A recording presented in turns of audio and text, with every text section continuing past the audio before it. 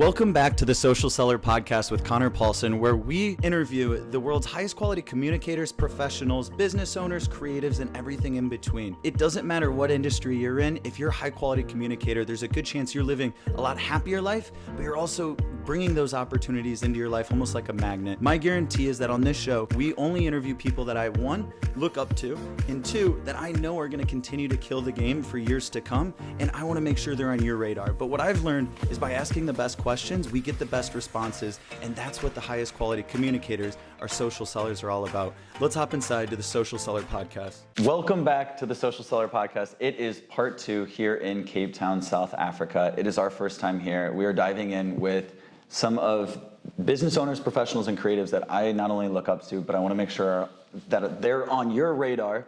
And let's just hop right back in. It was ketamine, so it's injected into your arm. You have a therapist leading you in a meditation. I was doing it next to this, I think his name was Richard, and he's like, talk about a theme. 54 years old, and his life and why he was there, he had felt some depression, fear of the past. He had made all the money, started the companies, super successful, right? What he had and what he was working on and why he wasn't happy is because he focused on his business. His kids and the relationship with his kids and his family all went away. His mindset was, I can build this and then I can enjoy it and share it with everyone. This was such a good, I'm so happy I did this, let alone just to meet Richard, because that's something there's a small fear within me that's like, I know success is gonna happen. Do I know the timeline? No. But what does scare me is that I'm always chasing something, right? And business owners, we're guilty of it, because to help our teams, to help influence the world, we need to grow. Where I was going, the ketamine session, after the first one, right? So you get the injection, you're in this little thing. It feels like a flu shot. You don't even feel it, right? And you have someone there in person guiding you into a meditation. It's like full-blown professional. It's so cool. And all of a sudden, they get you really comfy, and they put a blanket over you, an eye mask, and you're kind of lean back halfway, not all the way back. So you're really comfy.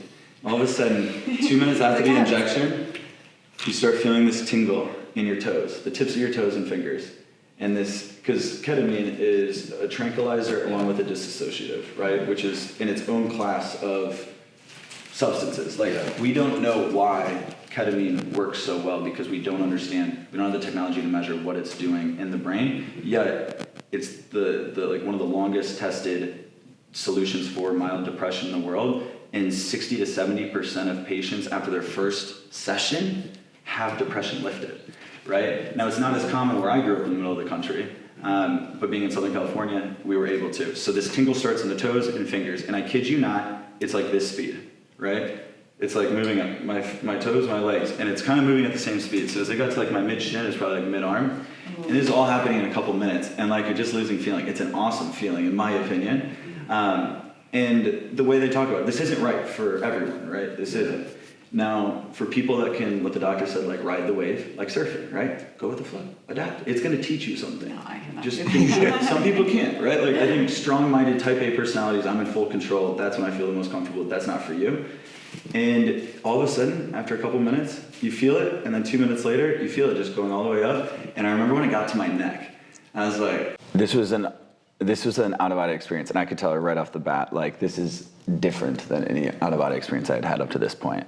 And it was so much clarity of I'm still interacting with the physical world at this point. So my body's rising, and I get to the ceiling, and the ceilings weren't this high. It was half, right? And my body's horizontal going up, and I have no control at the rate that it's rising, right? Again, and what I faintly remember at this point was just ride the wave. And I knew this from other substances and just experiential shit, right? The book Stealing Fire is a book that opened my eyes in a lot of ways of how certain innovators think, and using any of these things for medical benefits, right? Not doing these recreationally, right? Doing them in the right setting with the right professionals when they tell you this is something to consider. And I'm getting within inches at this point, my whole body to the ceiling. And it was the kind of ceiling that has, where you scrape it and things could fall off, that popcorn ceiling. So imagine that. And I'm inches away, and I'm oh my God, what's this gonna feel like? And I'm am I just gonna stop? And then all of a sudden I get it, and I start going through it. I see layer by layer how this, what's going through. And then almost this, it's I'm just shot straight up. And so, I mean, within like what felt like time is irrelevant, but what for context was like 3 to 5 seconds, maybe 10, all of a sudden I started going at like a supersonic speed, flying. I was out of the atmosphere and I am in the galaxy. It's black. The only lights are galaxies. They're stars. They're planets. And I am flying. I have no idea where I'm going. And I'm talking like a speed that the only way I can like... Lightning. That can, not even. This is like, if you've watched a sci-fi movie and you've seen like how time travel might look, that is, it wasn't necessarily quite like that, but it was like, that's the speed, and I'm going to somewhere I don't know. And the rate, I've never felt my body move that fast. And again, it's not my physical body, so when I'm saying this, it's my spirit, but it's like, it wasn't relevant. Like I couldn't look down and see my body, right? But I was out of body. And all of a sudden, like 10 seconds later, and I'm going so fast, and it just stops completely. And I am in space, and it's just me, and I am so far away from the Milky Way galaxy. Like that's the one thing I do know and I do remember. Like I am on some corner of the universe on the other side, and it was just so still, right? Space is quiet, and I sat there, and as soon as I stopped, it was so like calming. I knew I was supposed to be there. Like none of this felt scary, right? It was more excitement of like, damn, I never had this happen. Like where am I going? And I stopped there, and I remember the visual, like I still see it. And I'm just in space, not on a planet or anything, like floating in black space. Everything's dark, but the lights are all around. And it was just beautiful. It was so serene. And again, I don't know, like at this point you're out of body, where the physical world of like me going in, I didn't have a context of like, my body is back in San Diego, or at this part at Del Mar, like where I was working with the psychiatrist, all of that detached, right? And now it's taking me places. So after this, I was sitting there and it was just like, this is beautiful. You still have some control of your thoughts, but I wanted to like just see where it went to get the full experience. And then all of a sudden,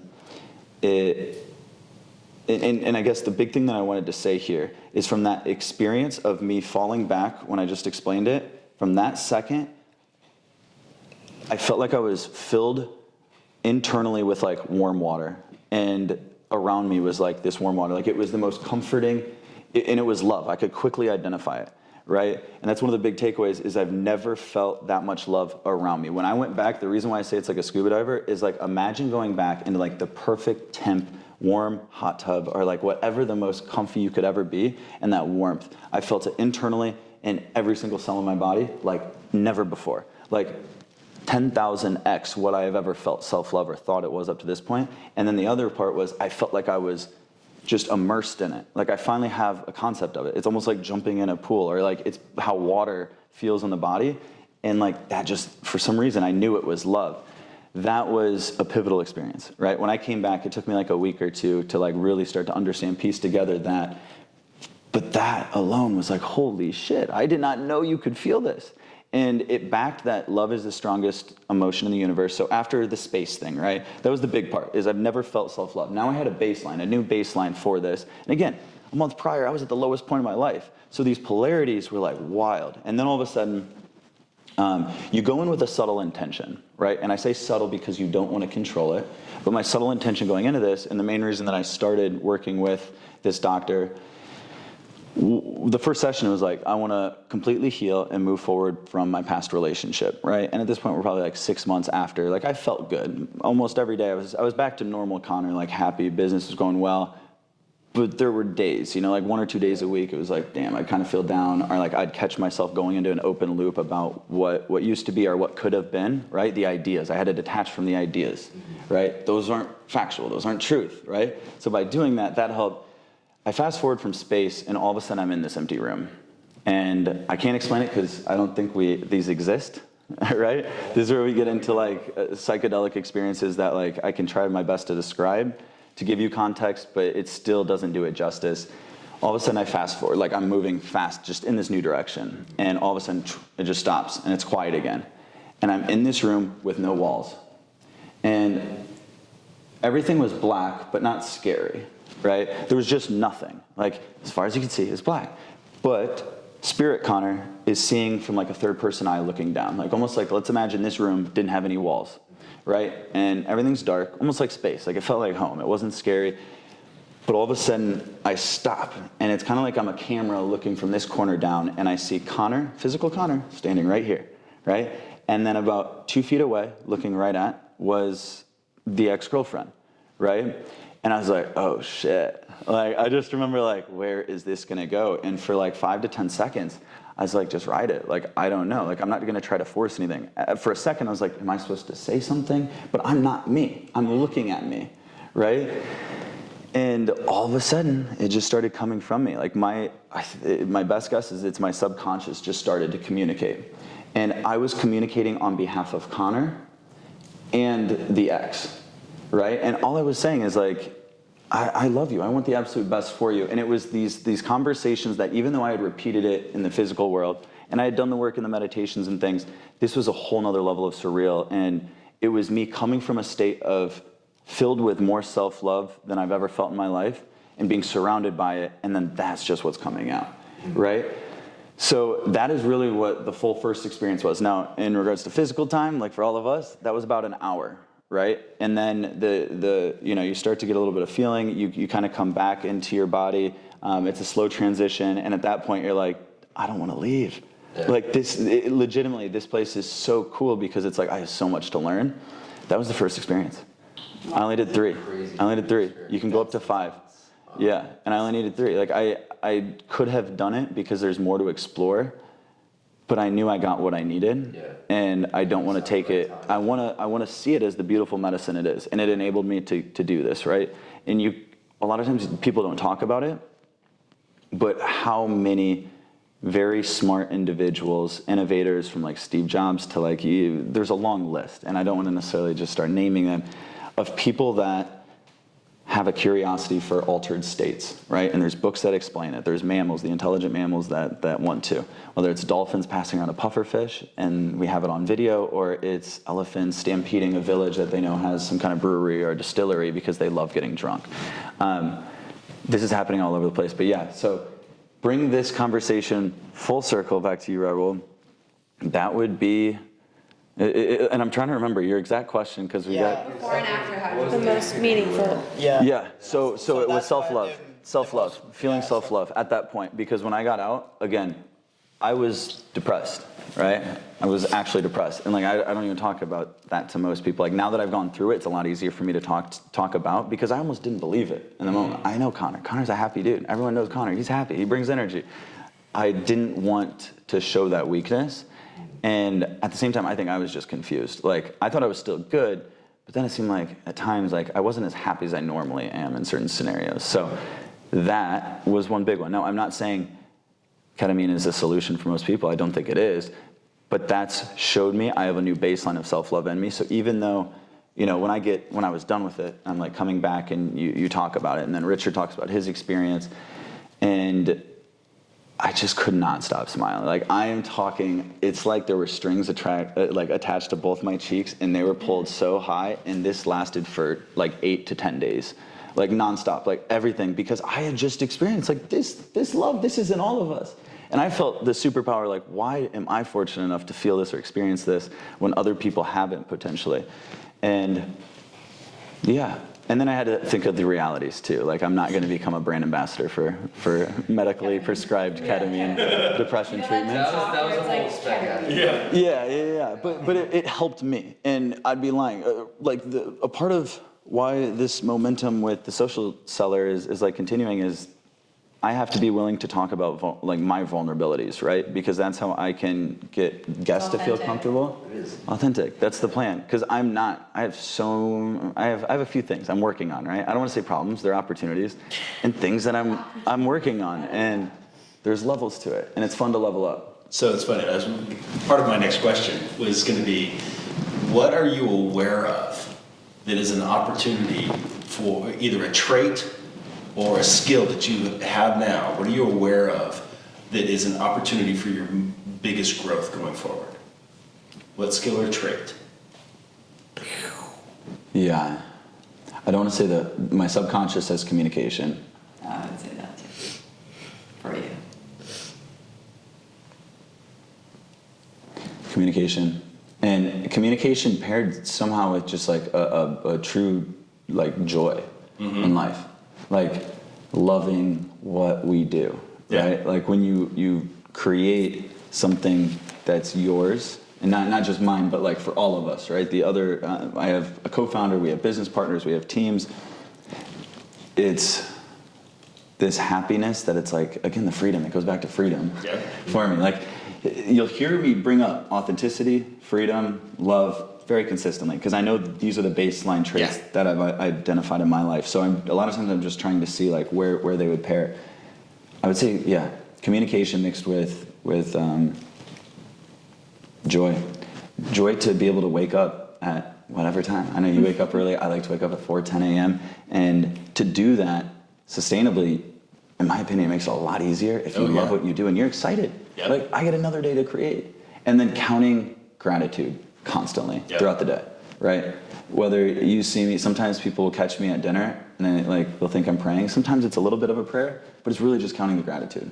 The food that we're eating, the people that we're around here, the fact that we're all in South Africa, Cape Town, and like being able to do these things, but starting the day with it too. That helps me out immensely. Like, this is Dr. Joe 101, is start your day before you get out of bed and realize, like, get excited for the unknowns that are going to happen today. The new people that are going to come into your life. That could be your new soulmate, or maybe it's your new best friend that 10 years from now could be your soulmate, or it could be your new best client opportunity. It could be an argument with one of your closest family members that gets so heated, but it brings you so much closer, right? And so having this unknown of all these unknowns that are going to happen and get yourself excited. Feel the state of unknown, curiosity, right? That's helped me out a ton. So that's how I try to start the day. And then in meditation, I start most meditations with some form of gratitude while I'm focusing on breath, just kind of getting zeroed in. And then at night, I try to count 5 to 10 things I'm grateful for that day. But I think there's something special though in doing it before bed and then starting your day, like setting the tones. I think that helps. I actually caught you doing this morning. I was like, is he praying? Like, I saw you like look down. Yeah, it's usually like fairly quick, but just being able to give thanks. And again, growing up praying for, at every meal, and I love it. My mom and just being involved in religion, I see how it all ties together. Can we, this is a vulnerable ask, so feel free to say no, but I know you're not going to. Do you want to grab your journal and just read the last thing that you wrote? I'm down. Go get it. I'm trying to think what it'll say, but yeah. He's like, let me look at it first. Well, no, that's just my own inner dialogue. Like, literally, and you'll see why I do certain things. No, I don't get nervous. I saw because I was holding it the other day and I saw a sentence and it's just the most beautiful thing I've ever read. Thank you. So I just want an actual example of what he's talking about, of how he actually does it. People say that all the time. They're like, oh, I journal, I write. He actually does it, so. That's awesome. Wow, look, you can see. You can see all the writing in it. That's so good. Good. Come on. Okay, yeah. He's like, I'll give you some taste too, because this one was more relevant to this trip. But this last one came on May 11th, and I think I was doing this on potentially the flight. No, this would have been before. Yeah. So in my rule with journaling is before bed I journal. And my rule is minimum of 5 minutes, because I realize I'm not consistent with it unless I set a bare minimum, and journaling is the one thing that I can forget about. I like to read, but I do this. I didn't go for a full 5 minutes in this one, but what I had said was, headed to Cape Town in a week with Weekender Productions. Can't wait for the best trip imaginable. I'm grateful for all the love around me, the abundance of love I'm able to share, along with my passion for betterment. I effortlessly attract beautiful people. And that is something that you will see, and I want to give some context, because these can be such random thoughts. They can be so much about where my mind was in that day. And you'll see a lot of times I'm using different principles to plant seeds. You say it multiple times. Yeah, I mean on April 20th, which is a national holiday to some of the world, I've been effortlessly attracting beautiful women on autopilot. Recently, my partying intensity, need, and will slow down. I love life and I'm happy as fuck right now. I love my life and feel beyond fortunate each day. Going on to the 21st, life is incredible. The more I give, the more I get in every area of life. I continue to feel mass momentum in all areas of life, personally, professionally, physically, spiritually, financially. To maintain this, I'm learning that I need to stay disciplined, like not buying shitty foods or candy ever, underline. Vapes, drinking Monday through Wednesday. So that was a rule that I've just set, like Monday through Wednesday, I don't drink. And unhealthy foods, etc. I want to give you some more because these are like, I don't know if this provides any insight because like I've never I got brought it chills up. with you reading that, like all your stuff normally. Yeah. Yeah. What? We good? Oh no. I just smell fire. Yeah. No, it's when that thing gets burnt down, it just, that's what it smells like. Okay. Yeah, it's get Oh, that yeah. good rich. I was I was kind like, of. it's too loud. Yeah. Concerned we were burning. I know. I No. was like, what's burning? Burns Okay, a sorry. good No. moment. Continue. No, just take in the Just breath. ruining the intimacy. Yeah. Sorry. I want, here, let's play a game. Read. Yeah. Find one that you like, that you're wanting to share, like that you're willing to I share. have a really that, good like, one. really. I mean, all of them mean a ton to me because it just helps me better understand like where I was at and what I was working on. But what's something that you could see that is something that I see when I'm looking over this is my love for significance. Like that's something that I value. And I have to be careful with that fine line of confidence and ego. Because I think down the road, significance has to tie down. But right now, it holds some belief. But like I see this, there was a long streak where I would write, I effortlessly attract beautiful women or beautiful people into my life. Or it'll be, I effortlessly attract income into my life, right? Things like that. It's more of setting the tone. A lot of these things I'm yelling loud as I'm jumping around in a cold shower in the morning. I effortlessly attract about that. I would love to just like, I would love to see that. Like, can we get a BTS shot of I'm like, cut up though. Yeah. insert shot of Connor? Like, Yeah, nobody jumping in that in the shower. It looks good. These showers in Cape Town are cold. You guys have heat. Yeah, you Today guys we have used hot to- water. No, we turned it on. We'll They have fixed hot it. showers. Now we actually have hot showers for the first time in a couple of days. anyway, Nice. yeah, just read one more. Now you know I have a Yeah, shower. yeah. And that's it. So on May 10th, I just written an exceptional day in a handful of ways. I'm grateful for the investment opportunities, a great day of volunteering, closed deals for Uptown creation, multiple new recruits for New Power. I haven't had a sip of alcohol since the middle of last week, and today's Monday. This was a decision I made for myself and chose to simply not drink over the weekend. It's a great reminder of the great self-control I already possess in being sure to remind myself of this and easily keep substances moderated. So you see what I'm doing? Like I'm kind of seeing where my mind's at, being aware of like what I need to be aware of. Like there was a long period of time where I knew there were things that I needed to work on, but I always kind of put it off. The more I have this ongoing conversation with myself, like I see patterns. But yeah, and then I also have a journal at home of like, and I started a new one when January hit, because this is a new version of Connor. It might look the same if you saw me a year ago, but I can tell you it's a whole nother version. And when I went through the down periods, I also have all of that recorded. Like it's all in my journal. I just kept it separate because I don't want that to bring this one down. But yeah, it helps me out a ton. You know, I've always read the books and they talk about how important journaling is. And I had a friend, Dalton Shaw, in college, and he swore by it. He also swore by handwritten notes, thank you notes to customers, and that's a really good little gold mine of value. It takes a little time. And I was never consistent with it, much like meditation. And then when I figured out a way to build into my routine that was sustainable, then like magic happens. I don't know, it helps me. I go to sleep and wake up the next day feeling so much better. I think the other thing is getting it out of my mind, right? We were talking about it earlier in the last couple of days. Some of us have challenges sleeping. Like some of us might, we know we're tired as hell. Our brain's tired, our body's tired, and you lay down in bed and you could lay there for an hour or two. And that's like your consistent behavior to go to sleep. That fascinates me. I went through that for a while when I was first prescribed Adderall and like was on way too high of a dose and it was affecting sleep, diet. But nowadays I look at it and I'm like, damn, because I value sleep so much. Yeah, that this just helps. But it's people that feel like their mind doesn't slow down, like they're constantly thinking of ideas, journaling helps out tremendously because you're getting it out of your mind. So you can like go to bed, it's on paper versus in your mind. And then I have clarity. And so journal, read at least a chapter or two, and then I count the gratitude, right? And that's almost like flushing anything else out. Like, damn, I have so much going on and I feel good. It helps me fall asleep. Yeah. So the place that you are now, like I can tell that you're very confident. You genuinely you seem happy with what you went through. Like you seem happy, put out good energy. From everything that you've gone through in life, and I know a lot of people kind of struggle with just being themselves and being happy. What is something that you could tell them to maybe save them sometime? What are some lessons that you have learned that you wish you learned sooner, that you've applied to who you are now, that has helped essentially like accelerate your process to become happy?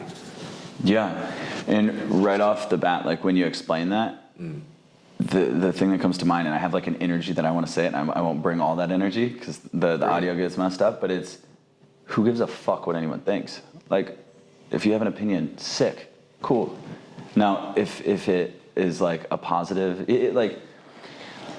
it's just realizing like detaching from anyone else's opinion helped me out a ton because I used to care way too much, right? Growing up, my mom would poke fun at me because she knew that I cared way too much about like every brand of clothes I was wearing, right? Like if I didn't feel comfortable going to school, this is even like junior high, if I wasn't wearing Diesel jeans and like if I had a Lacoste shirt, even though I'd work, I'd work retail jobs getting paid minimum wage, my money would go towards this. Like looking back, it was dumb, but we all probably had dumb purchases when we were doing it, but I cared so much about it, and it shows the ego that went into it. But I thought that I needed to stand for something, and I wanted to keep everyone happy. And that just wasn't, what that meant was that I was never like charging myself. And it was just kind of like not substantial shit to worry about. And then because I cared about the brands and like what I was wearing through junior high and into high school, it made me think that people were talking about me a lot more frequently, right? Yeah. And for whatever reason, when I thought people were talking about me at this time in life, I thought they were usually talking shit of some kind, even though I have no idea, right? And it's funny, we had our mastermind conversation 2 nights ago, and it's like the reality that people are not thinking about you, right? Like they're not. They're thinking about themselves and how you perceive them the majority of the time. So that would be one, is like legitimately detaching from other people's opinions, saying, I'm only gonna it's a superpower when you start doing this. It's one thing for me to say it, and I'm purposely want to preface, it took me a couple years to do this, but practicing it regularly and being around other friends that were doing this effectively, that if, you got a shitty comment or someone's trying to blow up your videos with like just, asshole comments, like that shit just makes me laugh now. Because immediately I can identify when I used to be in that place where I might comment like that on someone else, and I'm so happy that's not me. And I wish this individual well, right? They're on their own path. And so I don't channel it as like a fuck you, right? Because that's not good energy. But it's like, I hope you're doing well. Yeah. Man or woman who's ever behind this ghost account that literally like created on untraceable IP is like, you do it. You be you. Like it cracks me up. And then if I share that when I get, the once in a while, you're going to get some hate. And I don't even think it's hate, because if you also are a content creator, you realize that if people aren't throwing the occasional stones at you and your brand and what you're creating, then you're not taking a hard enough stance on what you believe in life, right? And that's another one. We can piggyback it. I wasn't polarized in my opinions. And this is still something I'm working on for the interview, and Russell Brunson talks about it. Like there's so many different stances you can take on things, but take a stance. Don't take the middle, right? So that's why, in my opinion, being vulnerable, talking about the experiences that I've done, even though I know my parents watch this, right? Or they watch some of them. So they could watch this part where I explain I worked with a doctor and did ketamine sessions, and that could be portrayed different, but I know that the value it's going to provide potentially to someone out there can be life-changing, right? There's been interviews that prevented a suicide, right? Or a suicide attempt, like things like that, and we're just having these conversations. So there's just one thing that I want to add on that, because like to say I don't give a fuck about what anybody thinks is a very critical skill to have, but at the same time I don't want people to see that and get confused, because then you have a lot of people that are just like, fuck whatever it says, I'm gonna do my own thing. But you're not that person. Good You point. also are very good at corrective criticism. So the opinions that do matter are the people that you love. Yeah. So like, you know, if any of us was to be like, yo, Connor, and give you like corrective criticism, you immediately like dial in and you listen and you value that and you correct it. So it's like certain people's opinions do matter. It's not like I don't give a fuck what anyone does, I'm gonna do my thing. It's like you do need mentorship, you do need to have people around you to hold you to a standard, and that does matter. Those opinions actually are valuable to you. But when you know yourself, I think that's the clarifying point, is like when you know yourself and you know what you want and anyone else tells you something that's not in alignment with that, it's irrelevant. Yeah. Irrelevant. Like I'm still gonna take it in, the information. Yeah. And I think the two baseline filters and how I view it is I get advice. If there's a few. If I'm gonna take your criticism, and really it's just an opportunity. I think criticism has this negative connotation, but it's like the more mature you are, you accept people's critical feedback, right? Like there's a strong tendency of like alpha males, and your maturity as an alpha can closely be identified to how well you can take criticism from the fellow man. Mm-hmm. That changed my mindset drastically in the last few months. Now, filters for me, you're exactly right. Yeah, I do care about opinions. It's do I love you? What's our relationship the like? opinions that Is matter. there a mutual love? Yeah. Do I look up to you? Do I? Right? And when I say I look up to you, would I be willing to switch shoes with you? Am I asking you advice? Am I asking you about home building advice? And I'm about to get into an investment property, but you have no expertise in it. Why should I be coming to her because she's not that? So she could have feedback about it and I'm going to listen to it because of our relationship and I know she's coming from a good place. But when Christopher and I talk and I'm going to, I want to purchase or build some home in Sacramento, right? An investment property. I'm going to talk to you. So when you give me feedback about flaws in my investment, model, I'm going to say, damn, he's done this successfully for this time. Now, the other ones that I take account for too are like in my mentors in life and the coaches we hire and the consultants. I also look at the values, right? When I was getting relationship advice, I purposely didn't get it from most people, right? Because the friends that all wanted to give me all the relationship advice when I got out of the 6-year relationship, you guys can probably get a good idea. Who had all the opinions, the ones that have never been in long-term relationships or quality relationships, like that's what I define it. And then I also look at what are your values like? So I had like this core set of 2 or 3 people. And this one guy, Aaron Stewart, he's based in Dallas now, or Austin, and a very successful dude. What I look at to him is, okay, yes, there's the business success. That's a level of credibility, right? He started 1 or 2 publicly traded companies. Second, his relationship with his wife and family, very family oriented. Now this guy's 37 years old. That's 10 years older than me. I went to him for whatever reason. The universe was like, go to him, right? And we didn't really have this kind of interaction where like I had ever gone to him with a question like this, like when I was really low. For whatever reason, I DM'd him, and this guy is busy. Like you would. I'm sure he could easily charge $5 to $10K an hour for someone's time because it's that important and he's running thousands of employees. Honestly, the most pivotal relationship advice I'd ever gotten. So coming out of a relationship, and this was told by a male to me, someone that I look up to, and I look up to his values, I look up to his business success, I look up to his view on the world, like we can really impact it. And again, the values, how he treats his family, having a wife, and I see that. And you could tell I was down, right? So to give you context, relationship 6 years or 5.5, and for the first month or so after, I was almost kind of in disbelief, like maybe it comes back, maybe it doesn't. Like I had made the commitment, like I move on. If I like put I finish a chapter, like I keep moving forward. And we had talked about this previously in our relationship, and I don't want to be 1 foot in, 1 foot out. But after that month, I started to feel the depression. Right? And this was a depression for the first time. So I had never experienced this. I was like, what the hell? Like it was so much more difficult to be happy. And the happiness average level for Connor was here. But like getting back, even if I was happy doing the same things, it was kind of like the max was here and it was very short-lived. It wasn't like consistently living at this part. And I was kind of down. I mean, I was down, right? That's the old me coming back. I was kind of down. No, I was down. I was sad, and I knew there were solutions, and I knew I needed to talk to people that had probably been through it, that also potentially have a business and take it seriously, and they want to get back to the world. So I talked to Aaron, and we get talking, and he's like, really just listening at the beginning. And I was like, do you have any feedback or advice? And he goes, my friend, after 30 minutes or so he understood the context. I explained, like, I feel selfish because the team, I'm not performing like normal for the team. And he's like, well, get rid of that right now. He's like, they all understand because as long as you've communicated to them, they know what's going on. And I did. That was another big part, making sure the team understood like what I was going through.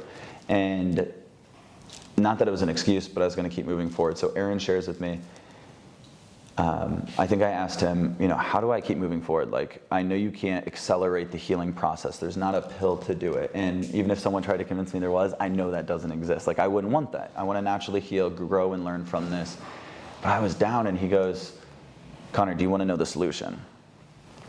And again, I was past that first month, so I was starting to feel the lows, and I was like, it can't be this easy. In my head is what I'm thinking, right? I'm like, okay. He's like, but if I tell you, you have to promise me one thing first. I was like, okay. He's like, well, what I'm about to share with you, it's going to want her to come back into your life.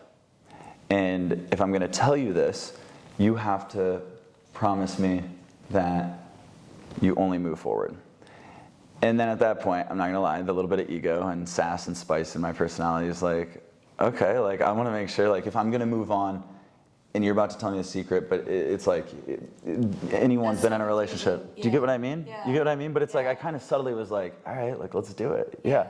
And I was kind of scared. And he like looked at me. He's like, no, I'm being serious. And I think he asked me 2 or 3 times. And he's like, you have to focus solely on you. She doesn't come back to your life. And there were a couple other things like. Even though I wasn't in a place where I wanted to be around other women, he had told me like, just go put yourself in those opportunities, like just be around it. And I was like, I remember telling him like, I don't really want to. Yeah. And he's like, that's why. He's like, go do it. And I started. And even though I didn't necessarily want to, it was eye-opening in the sense that I didn't get the baseline of like what I was used to being fed by having that significant other in your life. But I realized, damn, like, whether other women can still give me those same feelings. Now, it wasn't the degree, and I wasn't looking for a relationship. I wasn't looking at anything like that.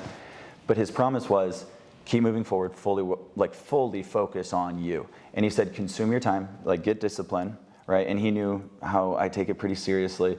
But he said, no communication with her, like it's completely cut out, right? Like you fully move forward right here. And you need to work on yourself. And so that's immediately when I started 75 Hard, from the workouts and the meditations and the drinking the gallon of water, like all these things that helped set me up. Now, when I was agreeing to do it, again, the little bit of ego is like, damn, I want to move forward. I know I'm going to. I know in no way does she define my success. I was excited to see who is the real Conor, right? Like how can he work without having a distraction or someone to potentially blame things on? Like that was my view, right? Like this is solely on me now. So I did. And he told me consume my time with work. He said, even when you don't want to, he said, just focus on the things that are building your future. Yeah. And so the discipline, it was the things building my future, even though it wasn't things that I wanted to do, right? When I was depressed for the first time in my life, I would go down, I'd still wake up early, get the workouts and do all of that. And I would get into work and I'd do like 2 hours of really good morning work, right? When it's still dark out and like you're ahead of everyone in the world, it seems like. You have momentum. And all of a sudden it'd be like 9 a.m. And the thought that I couldn't get out of my head was like, damn, I'm tired. My whole body's tired. My mind's tired. Like my bed sounds so comfortable right now. It's 9 a.m. guys. 9 a.m. This is when San Diego's waking up. And I was like, damn. I just thought it was like one off. And then it happened a few more times over the next couple of weeks, and I was like, damn, man, this depression thing's real. The biggest takeaways, though, that he had shared was move forward. Like, if I'm going to tell you this, he's like, and then he also just told me what I kind of needed to hear in that moment, right? He said, Conor, you aren't seeing the world for like what it is, what you've created. Like you have this business. I've known you for, at this point, like 4 or 5 years. He's like, I've been a client of yours. He's like, I believe in you, and that's why I offer you this help. He's like, I believe in the company too, but above all, I believe in you, and you're someone that's investable. He's like, your personality, the way you treat people. Still don't fully understand what that looks like, but when we're having these conversations, I'm starting to see some of these other opportunities that are opening up where I get to do what I love, connecting people. But without jumping all over, that was it. He also told me, he's like, Conor, you're a good looking dude. You're young. Like, don't think there's any lack. Like nothing is being taken from you. Everything's being given to you, right? And So I took a bunch of notes on this call, and after it I felt so happy because I finally had someone that I looked up to that's gone through it. And he talked about how he was in, past relationships, thought he was going to get married to a girl at one point, and how he had gone into some form of a bender at one point in his younger, like mid-20s, coming out of that. And so I could relate in a handful of ways, but it was so refreshing to have someone that I was almost intimidated to get on the call because I didn't want him to see that vulnerable side of me, because he only knew me as like, we show up to meetings, we close deals together, we help each other. And because of that, it enhanced our relationship, where he'll still reach out. We still communicate, but that's exactly what I needed to hear. I needed someone that I look up to, that I would say those compliments, for him to say them to me and to know the sincerity. And that's kind of like that feeling of when you give a lot of love, those same people that bring a lot of love and energy to places, they need recharge too. And that's why you start to see they're very selective with like who they hang out with, right? Yeah. I'm assuming Celia can for sure relate just with like the energy, and not everyone else. Like, people love the energy we can give to people, and we all have this, right? You're high energy. You're higher energy than me in a lot of ways. And we need recharge too. And surrounding ourselves with people that have good values we align with, that we'd be willing to switch roles with, right? If I'm gonna get diet advice, I'm gonna get diet advice from you, not the overweight person. yeah, not wrong. Like, I don't think you are. Your insides will not love you. All right. I can give you one. Yeah, let's hear it. Type of advice, but like, it's not gonna be the best. Always. Yeah, the mic? Chocolate makes you happy. Yeah. Are you actually? Are you gonna give it? No. Oh yeah, I thought. Okay, yeah. I mean, yeah. At the end of the day, like, people are everything. Like I said, I can be here by myself. Obviously, I set this all up. Like, I can do it all. I don't need anyone. But like, that's not a life worth living. Like, doing all the dopest things by yourself. So that's why I created this, because like, it's for me too. At the end of the day, like, I want to have that experience too. And I love traveling, and I love creating, and I love being able to share that. Like, seeing you guys stoked, seeing you guys like getting these shots, having these moments, connecting with each other, like crying. You've cried, I've cried. Like, I think you cried a little bit last night. I feel like on the first night we were talking Very about tight, it. let's go. Yeah, like, this is what I live for. And I think this is what we all live for. Yeah, I definitely, and I've said this several times already on the trip, and I've told you several times as well, is like, I am just starting, like, obviously in this entrepreneur like space, but this is the most that I've ever like felt like myself, self-love, anything, and it's because of like you, like people like you guys. Like, I'm not used to like surrounding myself with like these types of people, and now that I am, it's like completely like flipped the script for me. The whole world looks different. different. The whole world looks so different. You wake up excited. And I like you said before, like, you used to care so much about what people thought, and then like, so did I. But now I'm like, I don't care, because we don't see the same. So what your thoughts are like completely like unaligned with like my thoughts. So why do I care what you're saying to me? I don't, I care about what you guys would say, and that's coming from a place of love and like, you just want to help. Whereas like these other opinions are just so irrelevant. It's like, okay. It's like this, right? Somebody described this to me when I was in a low phase, and this is exactly how you made that jump, is the story you just told. It's like when you're vibrating at a low frequency, it's like when it rains, it pours. Like, all of a sudden when you hit a low, it's like you're down here, and everything else that's relatable down here that's ever happened to you before is like at this frequency. So it's kind of like hard to imagine the future. It's hard to move forward because everything else, you're down here, you're not seeing at this level. And so like, this is a quantum leap, and that's what you experience. So like, when you're up here, vice versa, this stuff doesn't even matter. Yeah. You're like, oh, I don't care about that. Like, because you're way above it, right? But like, when you're down here, it's hard to look up. And so that's the shift. Like, people get depressed, and it's like this energy allows like contagious absorption, and like other things can come in. So to be able to say, no, I'm only going to focus on the future. I'm only going to live and do the things that are good for my future.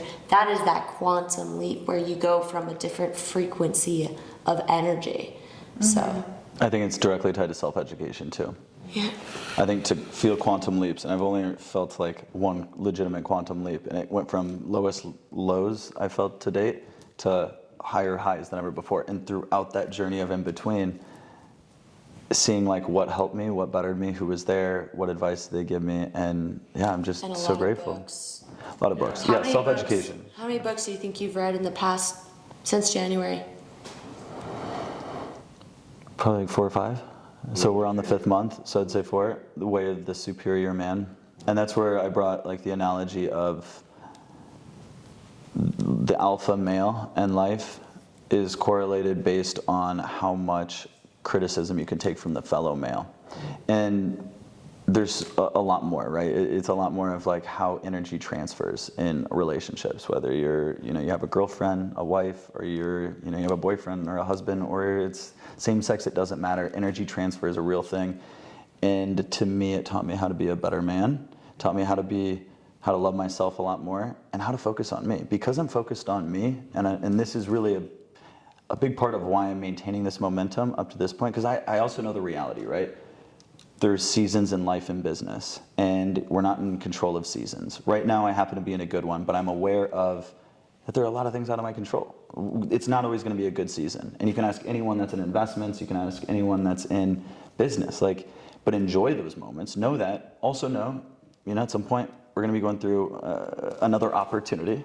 It could be a challenge for the face value, but it's an opportunity to grow as a team and become a better company, provide more value. But yeah, the momentum, I would say, is not valuing relationships. That's a big shift for me. Like in the first few months, not valuing like me needing a girlfriend, me needing a female in my life. Right.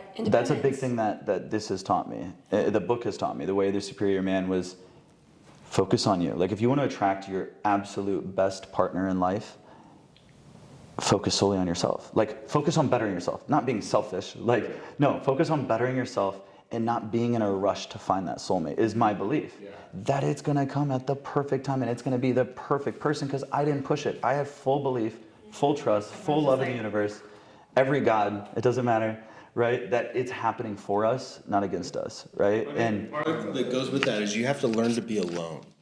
If you can learn to be alone and be happy alone, you are wildly better in a relationship.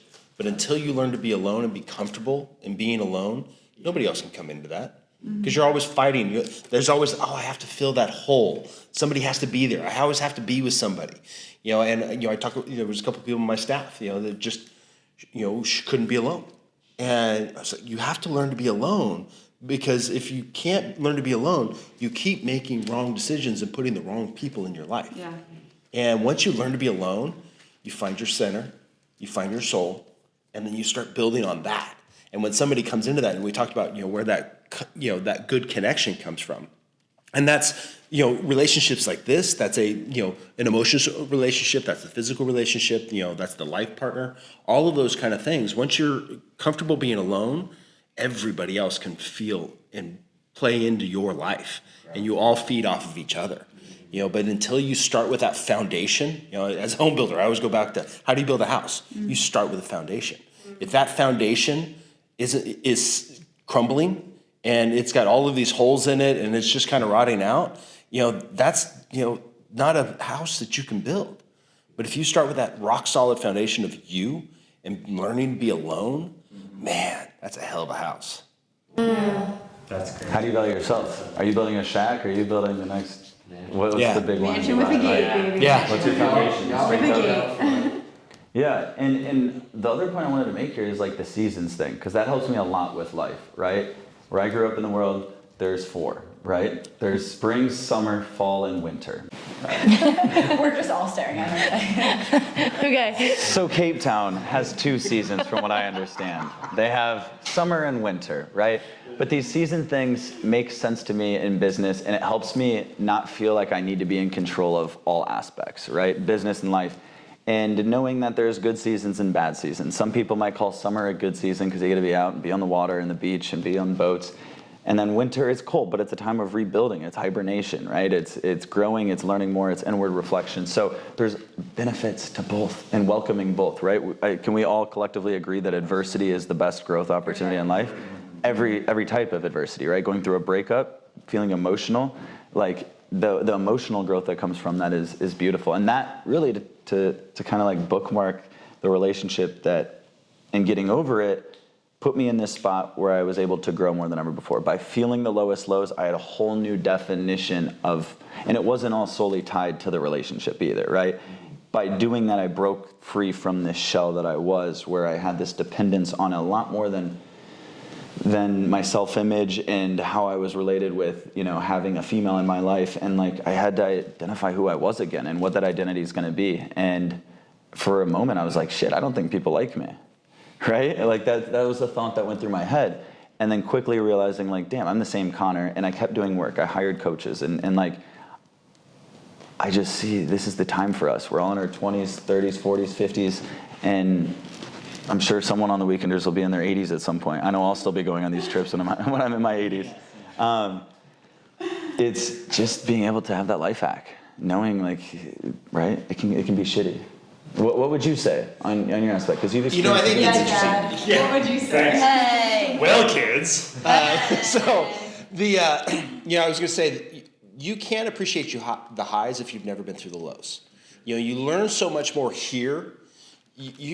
This is awesome, but there's only so much learning that happens here, and there's only so much growth that happens here. When you're at the top of the mountain, you're looking out at everything. It's also the easiest for ego to trick in. It's a hell of a view, and you're the freaking king of the world, man. But if you're on that climb, and if you fall a couple of steps, okay, I learned. Don't step there. Yeah. Okay, great. Now I got to this next ledge. Okay, that's a high, but there's something that's going to happen in there. Now, if you learn from there, each moment of that climb keeps going. There's never a peak to our mountain. Life never has a peak. There's always highs and lows, but those lows, you build so much more. There's so much more of that core that just goes, I learned I can never do that again. I can learn that I've got to work on my substance. I need to work on my relationship. Whatever that is, I got to be down here to learn that. I can't be up here, because up here, things are flowing, things are kicking. I'm just jamming. This is just, you're on the highway. Yeah, your frequency is just fluttering. But you've got to have that, but then you've got to get knocked off from here. And that has to happen. So even if you're hanging out here and you've been here for however long, you got to come off of there. Or if this is where you are right now, this is lower than where you are going to be next. And so if you have that mindset, if I am here, but I'm not, I'm not the top of Everest, well, great, I'm at the top of the Everest, let's go to the moon. Yeah. Okay, let's go to Mars. There's always something higher. And if you keep kind of building and knowing that life is a layer of building, and it's always more. And then appreciate the getting knocked down. Because the more that you can get into your own self and appreciate that and appreciate those around you, and you gotta go, I needed that. Mm-hmm. You take the breath, the shoulders drop, and you come back into it. And all of a sudden you're like, okay, I'm ready to climb. Let's go. Appreciate the challenges. Yep. Right? Adversity is an opportunity. That's it.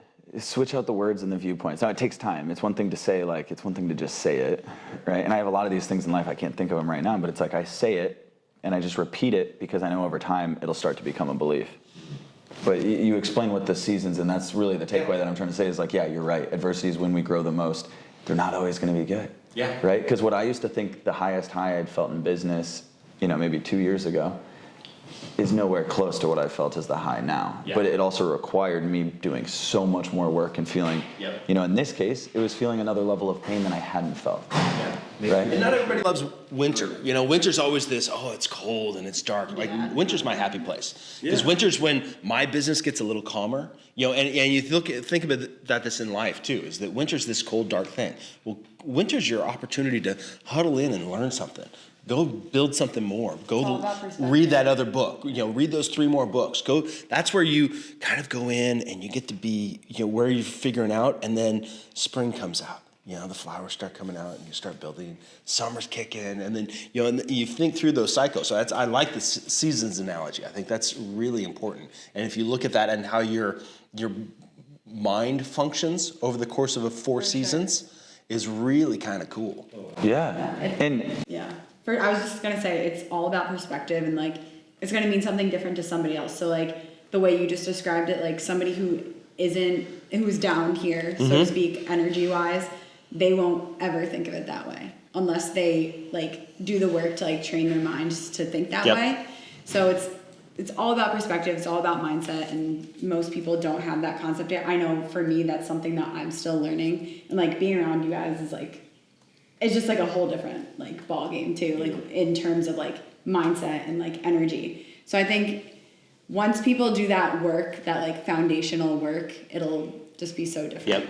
And you think about, and if you think about your life as a seasonality, winter may be dark for you, but you always know spring's coming. Mm-hmm. There's always that. So no matter how low your low is, you have to understand that there is a high that's coming out of this at some point. You may not, be willing to accept that, be understanding of that, but at some point, spring comes. Yeah. No matter what, spring comes. The sun's always going to keep rising. Yeah. There's always something out there.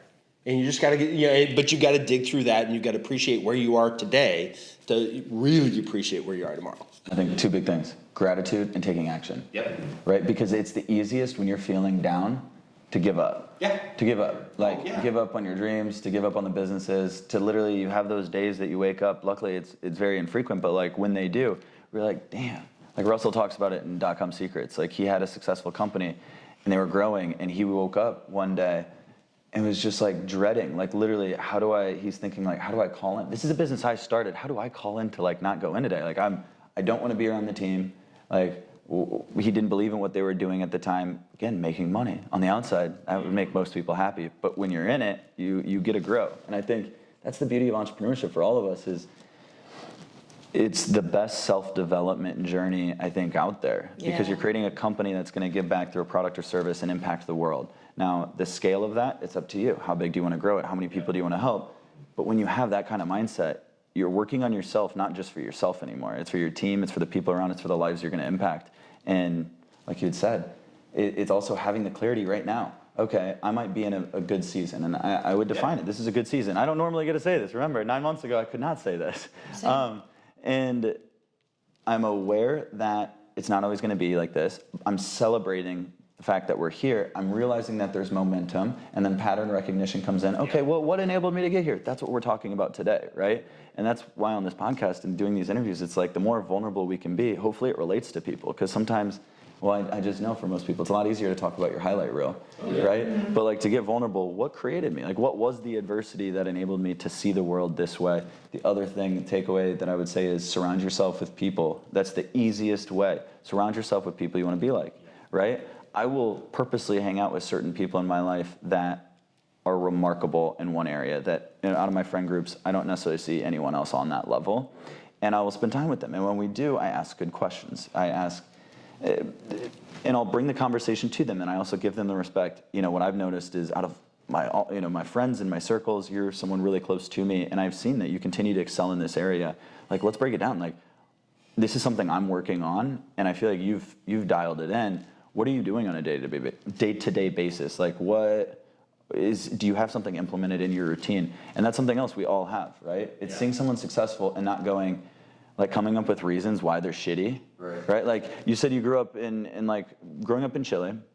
You said your family would be considered more so wealthy, right? I mean, you were able to come to the States, come to film school. You're going to film school in LA, but like because of that, my best guess is there were probably some people growing up that maybe it was you or your sister. You just have one sibling, but it's like that could have talked shit. Maybe it was from someone that didn't grow up in a wealthy family, but still went to school around you, and you heard it at some point. It could have been 3rd grade, 6th grade. It could have been in high school where they were like, no, Raul and his sister, they had the golden spoon. Like everything was handed to them. Like, yeah, life's easy when your parents are making good money and like your mom doesn't have to work, right? Like that's one lens you could see it. Did that ever happen? Yeah, it happens because like so many people are like, oh yeah, you're like in LA just because like you have money and you were able to like come from Chile to like the United States and just like because you have money. and they see me, and they're like, no, he just like now filming all these like clients, like all these people, because like his family has money. It's like, how? That's not possible. It's because I'm like putting myself out there. Probably there's one part that if I didn't have money, probably I wouldn't have like had like a camera at first. But like after that, like all what I have is just like my personal work, nothing with like my parents at all. So it's like so many times like people just like talk shit because like they think like it's like, because like just like so many times I see that people are like, oh, like I would be doing this if I had that money, but like it's not the reality. If you can have like all the money in the world, but if you're not like consistent, if you're not disciplined, you're not gonna get to do what you want to do. Yeah, you don't have a foundation. Like you need a foundation the other way, and thank you for sharing that role, because you're exactly right. And the thing on the foundation is like, when you deal with adversity, you need that foundation to fall back on. Like, I know the baseline. I can look in the mirror and I know me. And I can have this conversation, whether it's, in my journal or like I talk to myself in the mirror, right? And I look at the real of like how the world's happening. And like, Conor, these are some behaviors that need to be cleaned up, right? And I coached myself. That didn't really start happening until I was around other coaches and purposefully putting myself in environments where I'm around people like you guys. But again, easiest way I've come to learn, focus on like your own self-development. Whatever builds your curiosity, like there's the foundational books. You can Google top 25 entrepreneurship books. You're gonna see Guy Kawasaki, you're gonna see maybe Cialdini, you're gonna see like these baseline names that everyone for the most part in the entrepreneurial realm, they've read these books, and you get this foundation. This builds, I think in a lot of ways, this builds the foundation that you need to see in yourself to have a degree of confidence. Because then once you tap into that little bit of confidence going, damn, I created this. This is something I really want to do. And they finally start going like, John, or Sam, you guys are great photographers. You have people coming up like, damn, like keep killing it, right? No one sees like the work that goes on behind it, but throughout that transition is also you doing the inward work of, no, I deserve it. I deserve to get paid higher rates than anyone else around because I do higher quality work. I put in more effort than other people. So if you want that, I got you. And a lot of people are just scared to kind of ask how. Like that was the biggest thing that I've learned this year is that, and what my mentors told me is just ask the person, and if they genuinely like, they'll tell you. So like one of my mentors is Aaron B. Hall. He's like one of the biggest car photographers in the industry. And how I got to know him was I sent him a video message on Instagram. I said, hey, I'm not in the place that I want to be in the industry, but you are in that place that I want to be. If you could just put 15 minutes aside, I would love to talk to you, and however I can provide value back to you, whether that was, I literally said, if you want me to go pick paint at Home Depot for you for the color room that you want, I'll go get you samples. Like, I don't care. Anything that I could do to return that favor. And he called me and we had a genuine conversation. He told me like, this is what he did in the industry, this is what worked for him, this is what didn't work for him. And it was just that question of me asking how and me putting myself out there that I don't think a lot of people do. And it is so easy nowadays, especially being in social media, how many people you can actually connect to that are at such a high level that was not able to be done 20 years ago. That's how I found you guys. Right. I literally, like, anytime I need anything, literally anything, I just put on my story. Question, like, who is the best FPV pilot you know? Somebody sent me your name. Somebody sent me your name. Literally, if I'm like, what's the best, what book should I read right now? I'll get a ton of recommendations. If I'm like, guys, I'm lost in the middle of Africa and I have service Instagram, help me find my way out. They would help me. Yeah. Like, literally, you have this empire of people that are just there for you, that know you and trust you. And the beauty there is that you enhance relationships by asking people for help. I didn't think that for a long time. I didn't know how to receive. At that point. Yeah, I didn't know how to receive.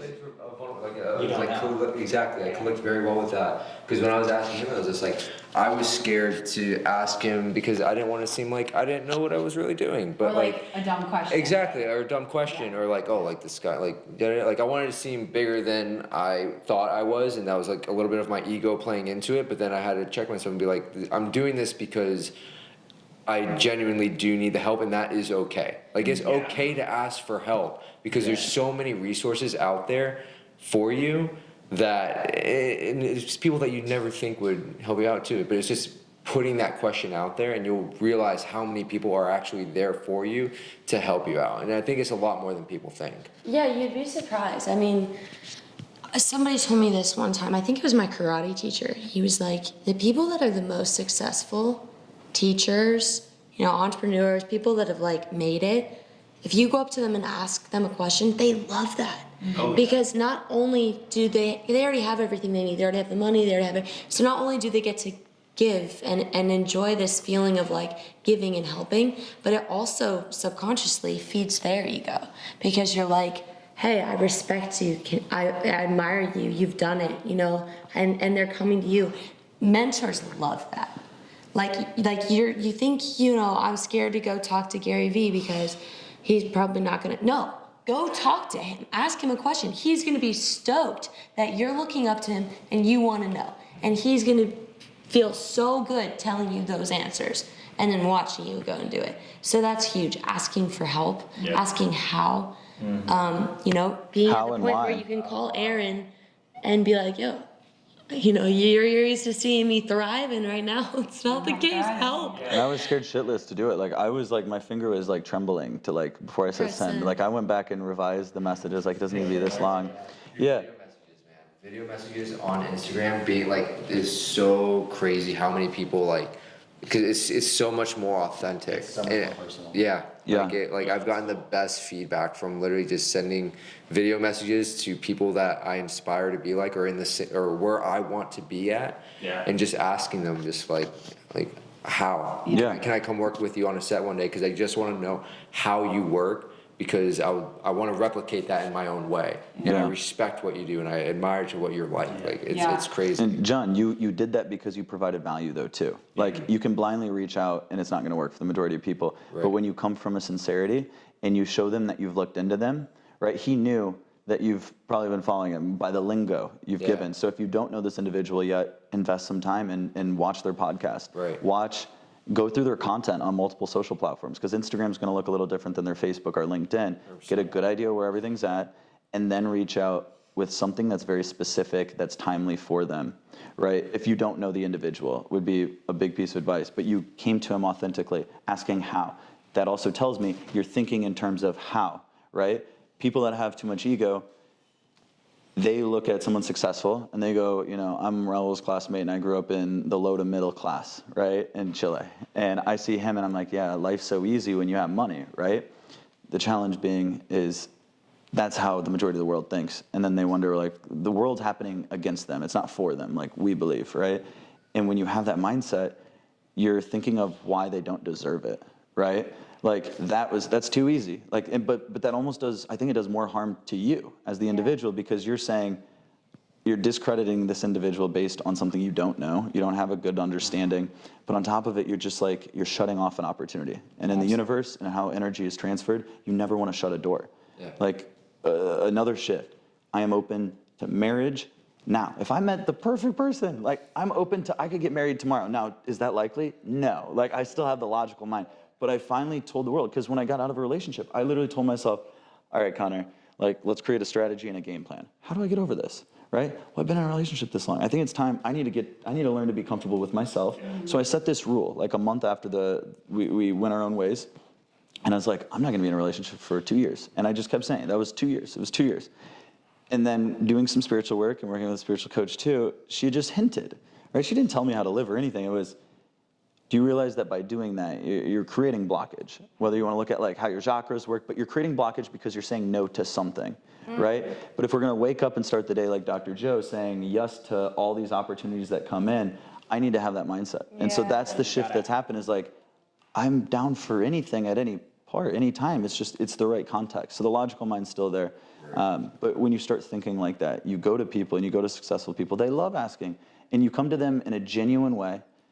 And a lot of times I lead it with a genuine compliment, right? A genuine compliment. And a genuine compliment, if you don't know the individual, could be watching the YouTube, their most recent interview, their most recent ad on Facebook or something, and being very timely about, I really appreciate, and then even using like the creative lingo, right? Like appreciate your content. Not only is it value-based, I see how you mix your entertainment in with the stories that you're providing. And what I love that you had said is, I'm willing to do whatever to work with you. And I like the example you gave because it was specific and it's random, but like that's how much I'm willing to help. Right. If I get a DM like that, I'm happy to hop on a call. Because what do? I see myself in you. I remember when I was there. That's it. I remember when I was there when I was hungry, but I was scared to reach out to people. And I wasn't maybe at the level that I deserved your time yet. But I see you reaching out, and that was me. That's how I was telling Raul, play the student card. I think these all go very hand in hand. If you were, when I was in college, leverage the fact that you have access to $1 million, if not more, in equipment at the LA Film School being a student. Leverage the smart people in your classes that are answering and like could very likely kill it in life. Even if they go corporate America, and that's the opposite of most of us, they are a really good connection to have in ways that you can continue to provide value. And then once you start feeling momentum, you realize, damn, other people start seeing me as an expert in this area. And then it just Which is a it gets really fun. cool feeling. And I'll say too, like, kind of just piggybacking off of like asking for help. So coming, like, I'm like I said last night, a pretty confident person, but like coming here, I was super, super excited, like knew I was gonna get a lot of value from you guys. And normally for like the type of person that I am, like ego and everything, like I would be scared to like come and ask for help. But like I know I'm in a position right now where I am seeing some success in my business, but I also have a long way to go. And I am like hitting areas where I'm like, oh, I need help. Like I need to ask somebody like, okay, what's your perspective on this? Whereas before I would have been like, I'm just not going. Like that's too much for me to deal with. Like I'm just gonna do what I have been doing my entire life. Like just go through the process of what everyone else wants me to do. But I finally like hit a point, and to be completely honest, it was like after like meeting like you guys. Like you guys are really like made an impact on me like more than you know. So it was like super awesome. I was like so stoked to come here, and it's like the best decision I've ever made. So just wanted to say that. I was gonna say this earlier, but it plays up even more to what you just said. If you guys are brave enough to be vulnerable, you can connect with anybody. Yeah. If you can put yourself out there and know that this is a scary freaking thing to reach out to somebody like this. If you're brave enough to be vulnerable in that spot, everybody's willing to help. Absolutely. You just have to ask. But that scary thing, that ask, man. But be brave enough to be vulnerable and connect. It's so incredible. I mean, Tyler Babin, he used to work with Gary Vee as his personal videographer, moved to Portland like about a year ago.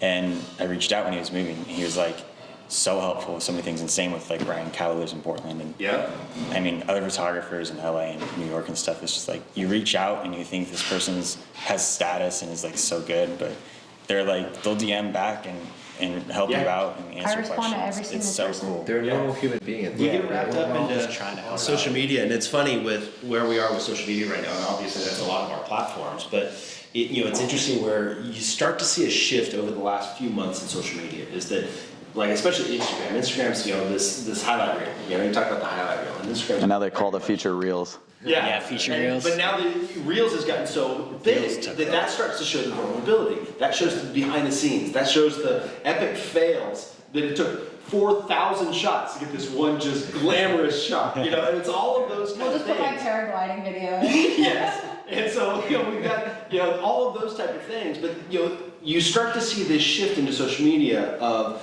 getting away from being perfect and having a little bit more reality. Yeah. And I think, that's what I'm excited to kind of see, because while there are still going to be the quote influencers and all of that is always going to be a baseline, there is more of us that are on the platform, and will be more of us to be genuine and connected. And that's what I'm excited to see, that evolution of social media is away from the me and the us, and get to the us. Well, something I've noticed too about like, I always like group you guys together, but like everybody that's like-minded and like thinks the same way is like, they give the same exact advice, no matter who you ask. Like for example, like I was just networking with like a bunch of different people from like New York, not necessarily like in your guys' circle, but like what they said was like completely aligned with like what you guys have told me, or like with other people that I look up to have told me. So it's like, once you do that work and once you understand that like fully, like,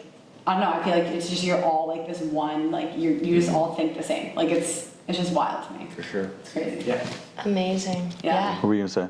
Oh, I was just gonna say on that note, I think we Yeah, I think that's been. thank I you. love it. Thank you guys. I know. Thank everyone for doing this. Yeah. Because I know I couldn't even imagine what the cost would be to get all of your time for 2 hours. But when we're all in Cape Town, let's do an interview. Let's do it, guys. Thank you. Yeah, send the invoice. Yeah, make sure it's net 60. Yeah. Well, nice job, weekenders. Yeah. Thank you guys for tuning in to another episode of The Social Seller. I believe this one, as of the date of recording, is episode 17. So we're 17 or 18 weeks strong, maintaining that consistency, the value we want to bring you. If you want to get connected with any of the professionals, the creatives here, people that I look up to like no other, right? Social Seller and being on this are people that you should be on your radar if they're not already. And secondly, people I know that are going to continue to kill the game. And I went ahead and just put all the links down in the description with first, last names along with their Instagram handles so that you can reach out personally. And just like we're reaching out saying, you know, we aspire to be this next level, there's a good amount of people that are probably watching this saying, maybe I could be a photographer, a videographer. That dream sounds so cool, but maybe you've never picked up a camera yet. And being able to reach out to us and coming from that authentic place like we're talking about, maybe you can get some value too. I'm confident that we all respond. And providing us any insight into how we can continue to make this interview and this process and the guests and your time more valuable. Is it telling more stories? And what that looks like, any ideas, leave them below. We'd greatly appreciate it. See you Tuesday at 9 a.m.